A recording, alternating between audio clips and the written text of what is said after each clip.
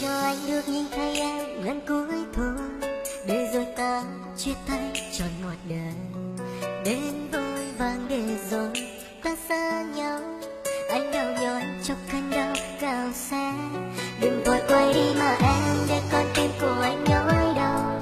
Có lẽ anh đang không thể mang đến được hạnh phúc như em từng mơ, để giờ anh quay lưng đi, con tim của anh giờ đây dường như đã vỡ nát. Đừng quay đi em, hãy nhìn anh, hay là em hết yêu anh. Đừng để cho anh phải nhớ mong em từng nhé. Hạnh phúc đó dẫu chỉ nhỏ nhoi nhưng anh vẫn mãi mang theo.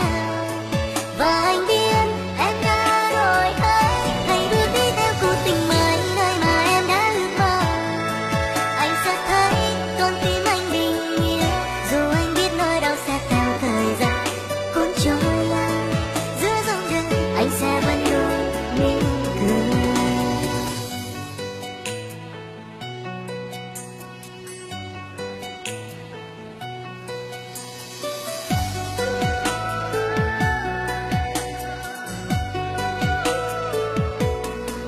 Hãy để cho anh được nhìn thấy em lần cuối thôi, để rồi ta chia tay trọn một đời. Đến vội vàng để rồi ta xa nhau, anh đau nhói trong cơn đau cao xe. Đừng vội quay đi